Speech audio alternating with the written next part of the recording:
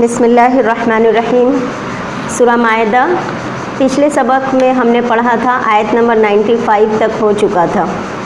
ہم نے پڑھا تھا شراب اور جوئے کو شیطان کے گندے ترین کاموں میں شمار کیا گیا تھا اور مسلمانوں کو ان خباثتوں سے باز رہنے کی تلقین کی گئی۔ البتہ وضاحت کی گئی کہ ایسے لوگوں پر کوئی گناہ نہیں ہوگا جنہوں نے شراب کی حرمت کا حکم آنے سے پہلے شراب پی تھی، اور اب اگر وہ باز آ جائے تو سابقہ یعنی پچھلے عمل پر کوئی ان سے باز پرس نہیں ہوگی۔ آج ہم 13ویں رکوع پڑھیں گے۔ کثرت حق کا معیار نہیں، اور پاک اور ناپاک دونوں کبھی برابر نہیں ہو سکتے۔ اس بات کا حکم دیا گیا کہ جیسے تفریط یعنی فرائض و واجبات کو ٹھیک سے ادا نہ کرنا گناہ ہے، ویسے ہی افراط شرعی حد سے تجاوز کرنا بھی گناہ ہے۔ یعنی حرام کو حرام اور حلال کو حلال جانو، کیونکہ کبھی آدمی اپنے آپ کو بہت متقی سمجھنے لگتا ہے تو شک میں پڑا رہتا ہے کہ کیا پتہ یہ بھی حرام ہوگا یا وہ بھی حرام ہے، یہ درست ہے یا نہیں، اسی سوچ میں وہ سرگردہ رہتا ہے۔ تو آج ہم آیت نمبر 96 پڑھتے ہیں۔ احل لکم صید البحر وطعامہ متاعا لکم وللسیارۃ وحرم علیکم صید البر ما دمتم حرما واتقوا اللہ الذی الیہ تحشرون۔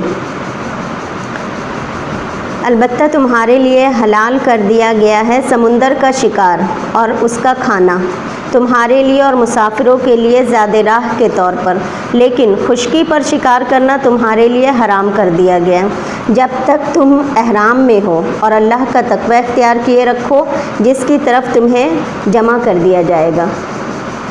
احل لکم صید البحر یعنی تمہارے لیے، صید البحر مطلب ہوتا ہے سمندر کا شکار، تمہارے لیے سمندر کا شکار حلال ہے، یعنی وہ جانور جس کا مسکن پانی ہو۔ وطعامہ اور اس کا کھانا، یعنی حالت احرام میں دریا کا شکار یعنی مچھلی حلال ہے، یعنی زندہ اگر آپ نے اس کو پکڑا اور تو وہ صید البحر ہے، اور مچھلی پانی سے نکل کر مر گئی ہو اور اس کا شکار نہ کی گئی ہو، یعنی مری ہوئی مچھلی بھی حلال ہے۔ وطعامہ اس کا کھانا حلال ہے۔ اسی طرح تالاب، گڑھے، حوض وغیرہ جہاں پانی بھرا ہو اور اس میں مچھلیاں ہو، سب سمندر کے حکم میں ہے اور ان کے شکار کی اجازت ہے۔ اور اس کی مثال بھی ہمیں اس سے ملتی ہے کہ ایک مرتبہ حضرت ابو عبیدہ رضی اللہ عنہ کسی مہم میں امیر تھے اور ان کے ساتھ 300 صحابہ تھے۔ تو وہ لوگ کسی مہم میں جا رہے تھے، ان کے پاس کھانا ختم ہو گیا تھا، تو ایک ایک کھجور روز ان لوگوں کو، تمام سپاہیوں کو ملتی تھی کھانے کو، پھر وہ بھی ختم ہو گئے، بالکل خالی ہو گئے وہ لوگ۔ تو اللہ تعالیٰ نے ان کے لیے خوراک کا انتظام کیا۔ ساحل سمندر کے کنارے انہوں نے ایک بہت بڑی مچھلی دیکھی، وہ اتنی بڑی مچھلی تھی اور مری پڑی ہوئی تھی، جس کو تمام صحابہ نے 18 دن تک سب نے مل کر کھایا، اور جب اس کی ہڈیوں کو کھڑا کیا گیا تو اس کے نیچے سے اونٹ بھی گزر گیا، یعنی اتنی بڑی مچھلی تھی وہ۔ متاعا لکم تمہارے فائدے کے لیے، یعنی شہر والوں کے لیے، وللسیارۃ اور مسافروں کے لیے کہ سفر میں اس سے پیٹ بھر سکے۔ وحرم علیکم اور حرام کر دیا گیا تم پر صید البر خشکی کا شکار، ما دمتم حرما جب تک تم حالت احرام میں ہو۔ واتقوا اللہ اور اللہ سے ڈرو، الذی وہ ذات الیہ تحشرون جس کی طرف تم اکٹھے کیے جاؤ گے، یعنی آخرت کے عذاب سے ڈرایا گیا۔ کیا پتہ چلا کہ سمندری شکار جو ہے حالت احرام میں وہ جائز ہے، اور خشکی کا شکار جو ہے جنگل کا شکار یہ حالت احرام میں حرام ہے۔ تو پچھلے ہفتے جو سوال کیا گیا تھا کہ آپ دلیل دیجئے، تو یہاں پہ دلیل موجود ہے، قرآن سے دلیل مانگا گیا تھا۔ وحرم علیکم صید البر، آیت نمبر 97۔ جعل اللہ الکعبۃ البیت الحرام قیاما للناس والشہر الحرام والہدی والقلائد ذالک لتعلموا ان اللہ یعلم ما فی السماوات و ما فی الارض وان اللہ بکل شیء علیم۔ تم احرام، یہاں آیت نمبر 97، تم احرام میں ہو اور اللہ نے جعل اللہ الکعبۃ، اللہ نے کعبے کو جو کہ بیت الحرام ہے لوگوں کے لیے قیام کا باعث بنا دیا ہے، اور حرمت والا مہینہ قربانی کے جانور اور وہ جانور بھی جن کے گلوں میں پٹے ڈال دیے گئے ہوں، یہ اس لیے کہ تم اچھی طرح جان لو کہ اللہ تعالیٰ کو آسمانوں اور زمین کی ہر شے کا علم ہے، اور یہ کہ اللہ ہر شے کا علم رکھتا ہے۔ جعل اللہ الکعبۃ، بنا دیا اللہ نے کعبہ کو۔ کعبہ کیا ہے؟ اللہ کا گھر۔ کعبہ کس سے نکلا ہے؟ کعب سے۔ کعب کہتے ہیں ابھری ہوئی چیز کو، جیسے پاؤں کے ٹخنوں کو بھی کعب کہتے ہیں، جو ابھرا ہوا ہوتا ہے، یعنی ایڑی کو، کیونکہ ابھری ہوئی ایڑی بھی جو ہماری ہوتی ہے وہ ابھری ہوئی ہوتی ہے، تو کعبہ ایک ابھری ہوئی ٹیلا نما تھی شروع میں ایک دم۔ تو اللہ نے کعبہ کو بنا دیا البیت الحرام، حرمت والا گھر، یعنی کعبہ کی تعظیم بیان کی جا رہی ہے یہاں پر۔ اب آپ دیکھیے، اس سے پہلے احرام میں شکار کو حرام فرمایا، اور حرام جو چیز ہے تحریم اکثر انسان کو تھوڑی سی گرا گزرتی ہے، تھوڑا اچھا نہیں لگتا اس کو، اس لیے اس گرانی کو کم کرنے کے لیے بیت اللہ کی عظمت اور اس کے فائدے کی تفصیل بیان فرمائی جاتی ہے کہ کعبہ شریف دینی اور دنیاوی دونوں حیثیتوں سے لوگوں کے قیام کا ذریعہ بنایا ہے۔ کیا مطلب قیام؟ قیام جو ہے قائم سے ہے، تو قائم کہتے ہیں یعنی کھڑے ہونا، یعنی جس پر لوگوں کے دینی اور دنیاوی فائدوں کی مصلحتیں قائم ہیں۔ ہر چیز آپ دیکھیں، اس کی طرف دیکھنا بھی عبادت ہے۔ کعبہ شریف کو اگر آپ بیٹھ کر دیکھتی ہیں تو اس میں بھی 20 نیکی لکھی جاتی ہے۔ اس کا حج، عمرہ، طواف عبادات ہیں۔ نماز کے لیے بھی قبلہ کی طرف رخ کرنا پڑتا ہے۔ اسی طرح لوگوں کی دینی عبادات کے قیام کا سبب ہو گیا۔ اور دنیاوی فائدے کون سی ہیں؟ جیسے حج و عمرہ کے موقع پر دنیا کے تمام ممالک سے مسلمان جو ہے لاکھوں کی تعداد میں وہاں جمع ہوتے ہیں، تو بے شمار تجارتی، سیاسی، اخلاقی، مذہبی اور روحانی فائدے حاصل ہوتے ہیں۔ اس جگہ کو حرم آمن، امن کا گھر بنایا۔ نہ صرف انسانوں کو بلکہ بہت سے جانوروں تک کو وہاں رہ کر امن نصیب ہوتا ہے۔ سورہ قریش میں پڑھیے گا اس کا ڈیٹیل۔ تو مادی حیثیت سے انسان یہ دیکھ کر حیرت زدہ رہ جاتا ہے کہ وہ ایسی وادی جہاں کچھ اگنا محال ہے، اور وہاں دنیا کی ہر نعمت، نفیس سے نفیس چیزیں، قسم قسم کے پھل اور میوے کہاں کہاں سے کھینچے چلے آتے ہیں۔ یہ آج نہیں، ہزاروں سال سے ہو رہا ہے۔ اور سب سے بڑی بات کہ محمد صلی اللہ علیہ وسلم کی ولادت اور رہائش ہونے کا شرف بھی سارے جہاں میں اسی پاک جگہ کو حاصل ہوا۔ تو کس کو محترم بنایا؟ والشہر الحرام، حرمت والے مہینے کو۔ پہلے تو البیت الحرام یعنی کعبہ کو، پھر حرمت والے مہینے کو۔ کتنے ہیں حرمت والے مہینے؟ 4 ہیں۔ کس لیے حرمت والا مہینہ بنایا؟ تاکہ امن رہے۔ جنگ کرنا منع فرمایا ان 4 مہینوں میں۔ اب جس علاقے میں آپ دیکھیے کہ اگر امن ہوگا تو ظاہر سی بات ہے کہ اس علاقے میں ترقی ہوگی۔ جس ملک میں جنگ وغیرہ نہیں ہوتا ہے وہ ملک ترقی کرتا ہے، اور جہاں فساد ہوگا وہاں دنیاوی ترقی رک جائے گی۔ تو عربوں کے یہاں سخت بدامنی تھی، کیونکہ وہاں جو ہے وہ کچھ اگتا نہیں تھا، کسی طرح کی تجارت نہیں ہوتی تھی، تو وہاں پہ لوگوں کو رہنے کے لیے، لوگوں کو سروائیو کرنے کے لیے لوگ ایک دوسرے کو مارتے لوٹتے، یہی کام تھا وہاں۔ تو بہت بدامنی تھی عرب میں، اور ہمیشہ جو ہے جھگڑا فساد، جنگیں۔ لیکن ان 4 مہینے دور جاہلیت میں بھی وہ امن کے رکھے ہوئے تھے انہوں نے، اور اس میں ان کا خوب بزنس ہوتا تھا، اور وہ کمائی کے مہینے ہوتے تھے ان کے لیے۔ اس لیے کہا گیا کہ بیت الحرام اور شہر الحرام لوگوں کی زندگی کے قیام کا ذریعہ ہے۔ والہدیہ، اور ہدی یعنی قربانی۔ اللہ تعالیٰ نے احرام میں شکار کا جو کفارہ رکھا ہے، جسے ہم دم دینا بھی کہتے ہیں، وہ سب کہاں کرتے ہیں؟ لے جا کر حرم میں۔ اب ہر قربانی جب وہیں پر ہوگی تو آپ سوچیں کہ وہاں پہ کتنا گوشت پہنچے گا اور کتنا بزنس پھیلے گا وہاں پہ۔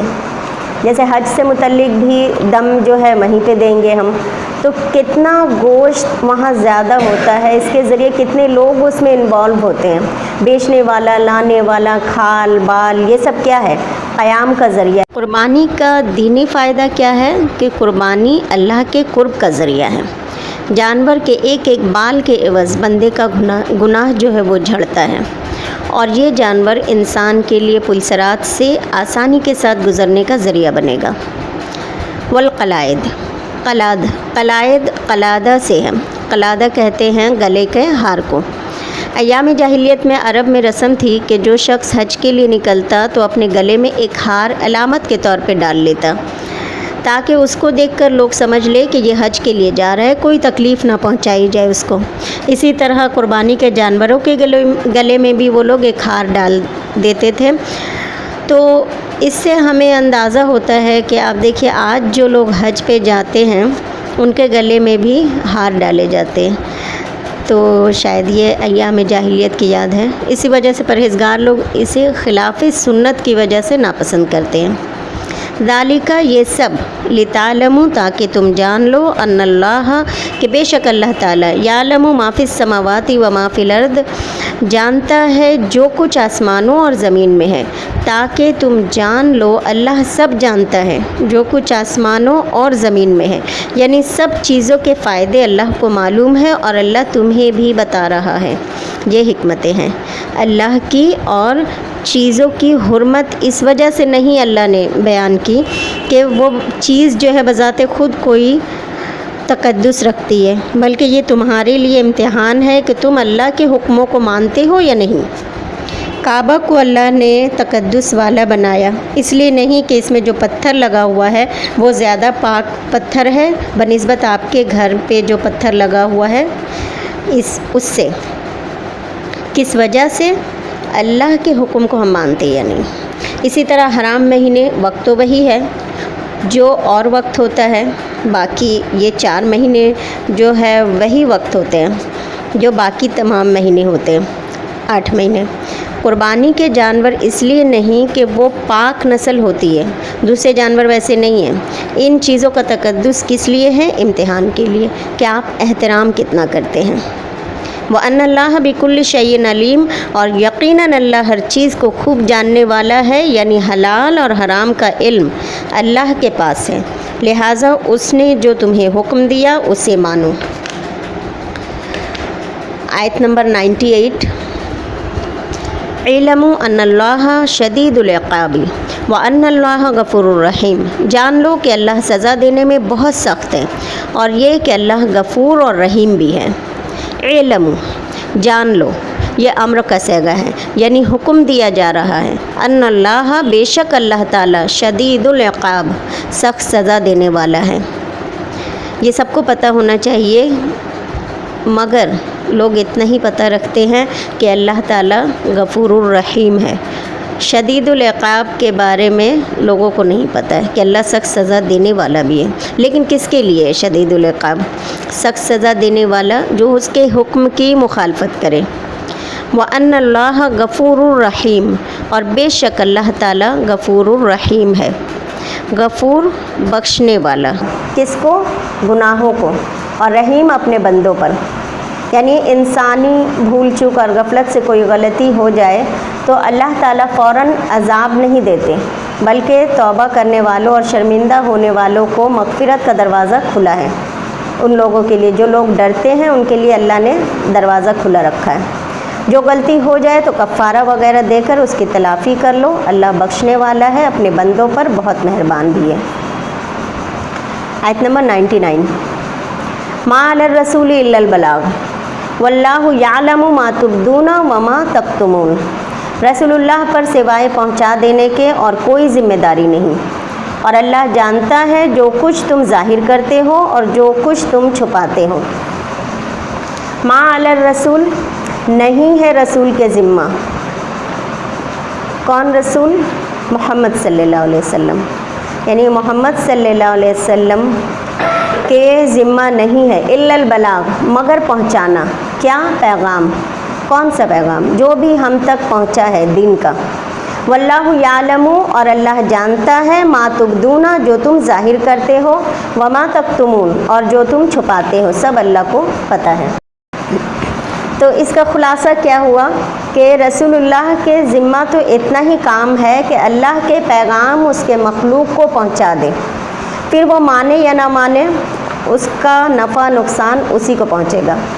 ان کی نافرمانی سے رسول اللہ صلی اللہ علیہ وسلم کا کچھ نقصان نہیں.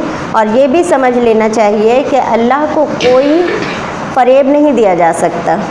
وہ تمہارے ظاہر و باطن، کھلے چھپے ہر کام سے واقف ہے. اللہ کے رسول نے اللہ کا قانون، اس کا پیغام پہنچا کر اپنا فرض پورا کر دیا. اب جیسا عمل کرو گے حساب کتاب کے روز ذرہ ذرہ تمہارے سامنے رکھ دیا جائے گا. آیت نمبر 100. قل لا يستوي الخبيث والطيب ولو أعجبك كثرة الخبيث فاتقوا الله يا أولي الألباب لعلكم تفلحون. اے نبی کہہ دیجئے کہ ناپاک اور پاک برابر نہیں ہو سکتے، چاہے ناپاک شے کی کثرت تمہیں کتنی ہی اچھی کیوں نہ لگے.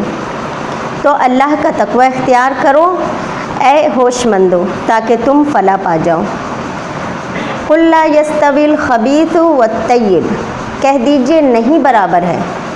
یعنی یستوی نکلا ہے سوا سے، جیسے ہم کہتے ہیں نا سوا سبیل، تو اسی سوا سے سوا کہتے ہیں برابر کو، ایک جیسے کو.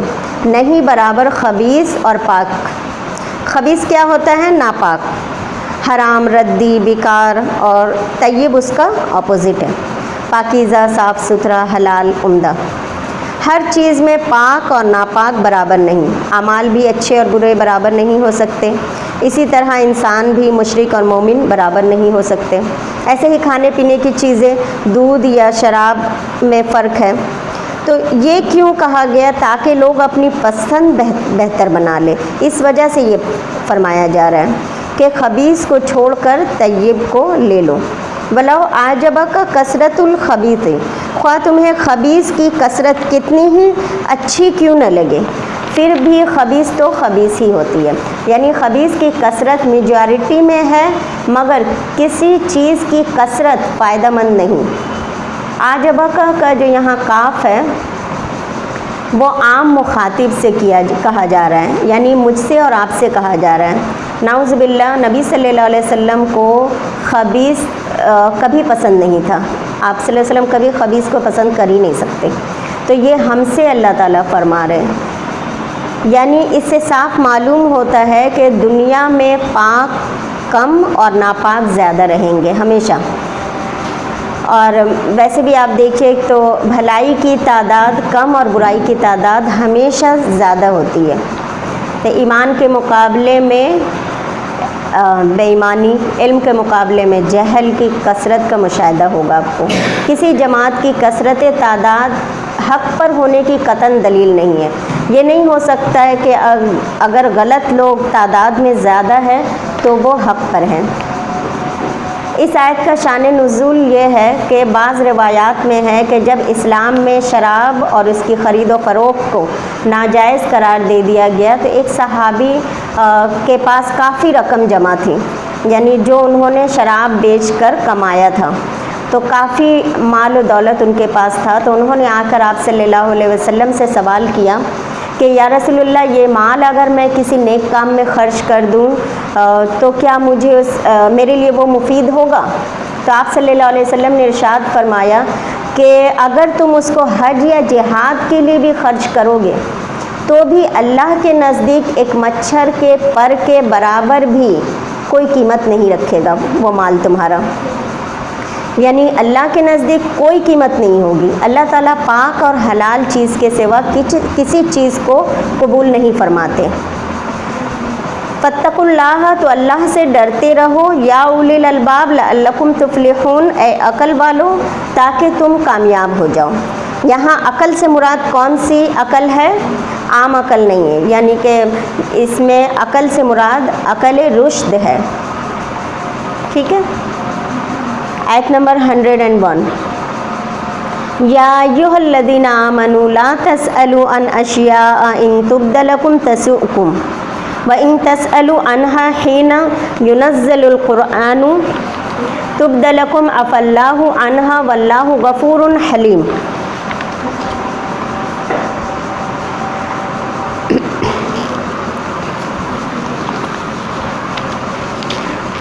اے اہل ایمان، ان چیزوں کے متعلق سوال نہ کیا کرو جو اگر تم پر ظاہر کر دی جائے تو تمہیں بری لگے، اور اگر تم سوال کرو گے ایسی چیزوں کے بارے میں جبکہ ابھی قرآن کا نزول جاری ہے تو تمہارے لیے وہ ظاہر کر دی جائے گی۔ اللہ تعالیٰ نے اس میں درگزر سے کام لیا ہے، اللہ بخشنے والا اور بردبار ہے۔ یا ایھا الذین آمنوا، اے لوگوں جو ایمان لائے ہو، لا تسألوا، نہ تم سوال کرو، عن اشیاء، ان چیزوں کے بارے میں، ان تبد لکم، اگر ظاہر کر دی جائے تمہارے لیے۔ تبدہ کا روٹ ورڈ ہے با دال واو، بدا یبدو سے ہے یہ، تو تسؤکم، تم کو بری لگے، اگر وہ تمہیں ظاہر کر دی جائے تو وہ تم کو بری لگے گی، یعنی غیر ضروری چیزوں کے متعلق سوال نہ کیا کرو، کہیں ایسا نہ ہو کہ جواب تمہاری مرضی کے خلاف آئے تو وہ جواب تم کو بری لگے۔ وَإِن تَسْأَلُوا عَنْهَا، اور اگر تم سوال کرو گے ان کے بارے میں، حین ينزل القرآن، جب نازل ہو رہا تھا قرآن، تبد لکم، تو ظاہر کر دی جائیں گی تمہارے لیے۔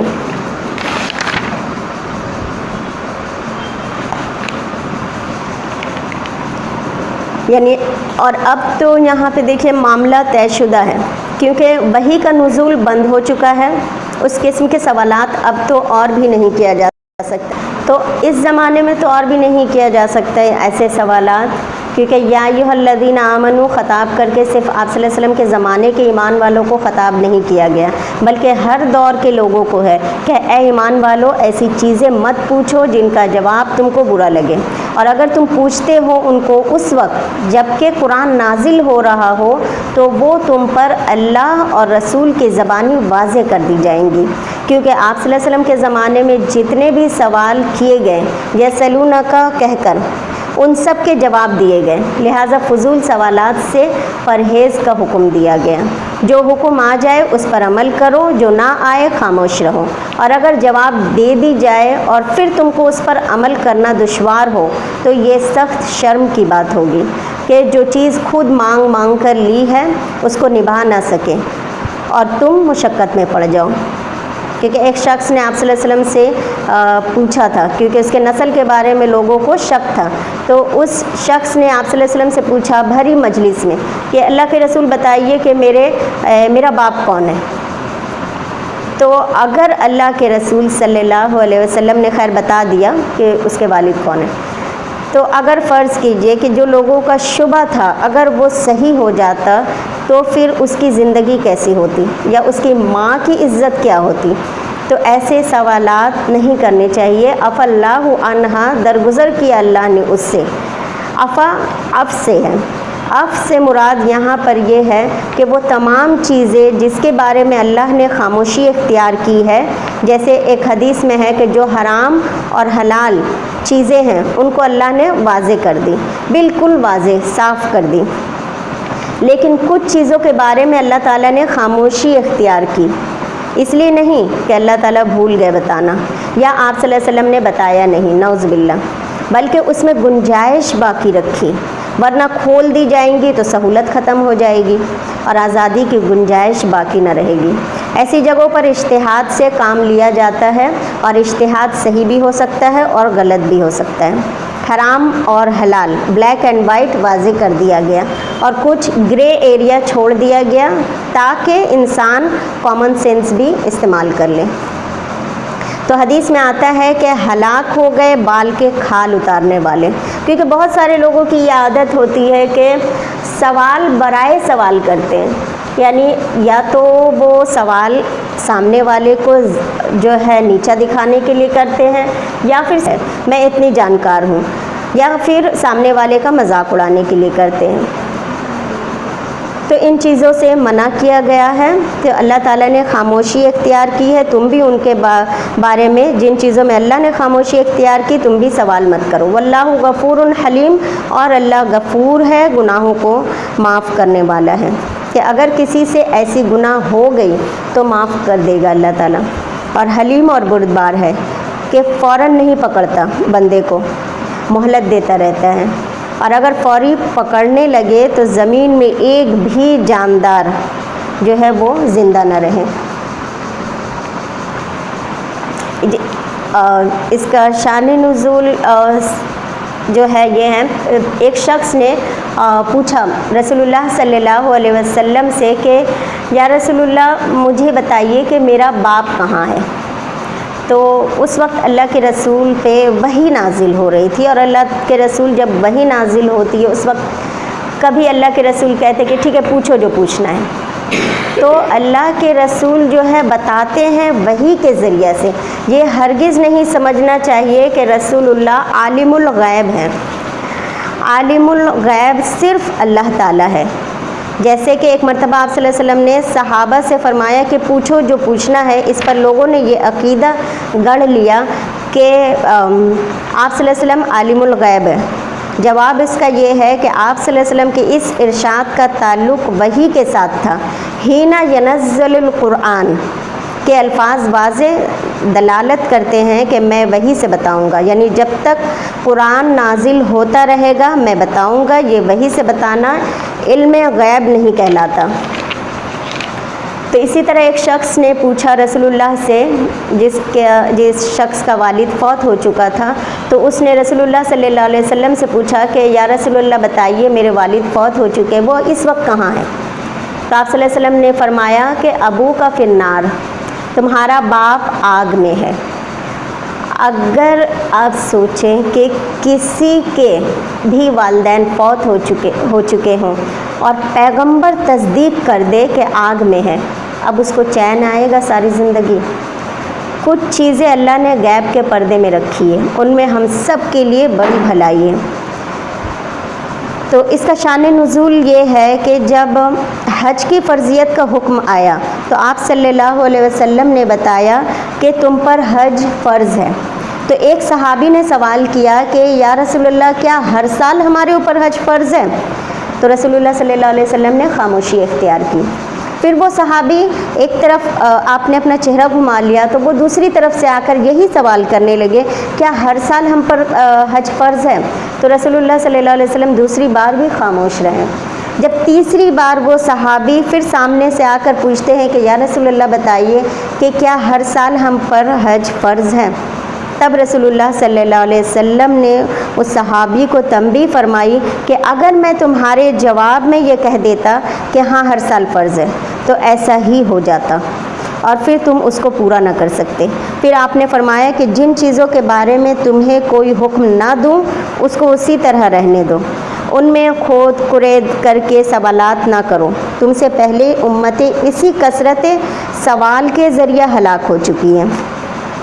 جو چیزیں فرض نہیں تھی سوال کر کر کے اپنے اوپر انہوں نے فرض کر لیا اور پھر اس کے خلاف ورزی میں مبتلا ہوئے اور عذاب میں گرفتار ہوئے۔ تمہارا کام یہ ہونا چاہیے کہ جن کاموں میں کا حکم دیا جائے اس کو پورا کریں اور جن سے روک دیا جائے اس سے رک جائیں، اسے چھوڑ دیں۔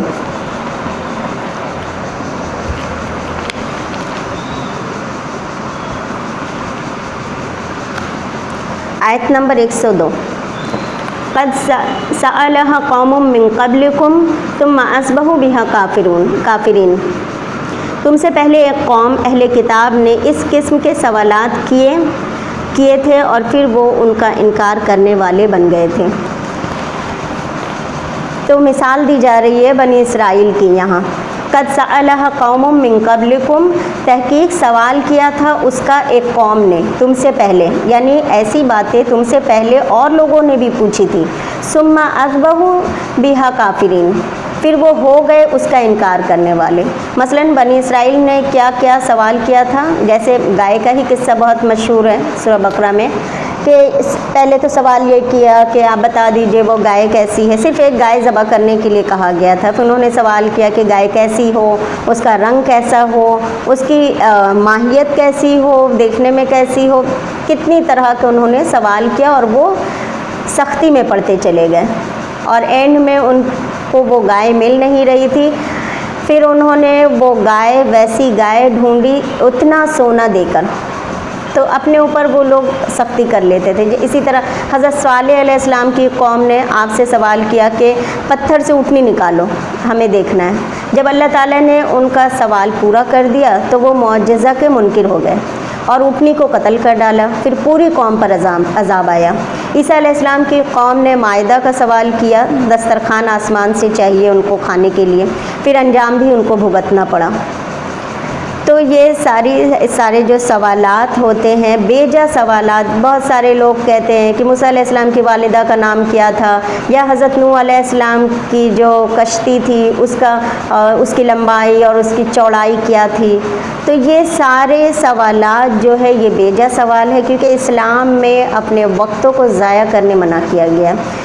اور بے فضول کے سوال سے وقت ضائع ہی ہوتے ہیں. اور جب کہ بندہ کو یہ بھی پتہ ہو کہ جو فرائض کو پورا کرنے والا نہیں ہے اور پھر بھی اتنے سارے سوالات کر رہا ہے، تو ظاہر سی بات ہے وہ اپنے وقت کو ضائع کر رہا ہے. کوئی انسان اگر کھوج کرے دینی تعلیم کے بنا پہ کرتا ہے، جاننے کی خواہش مند ہے اور اس وجہ سے کرتا ہے تو الگ بات ہے.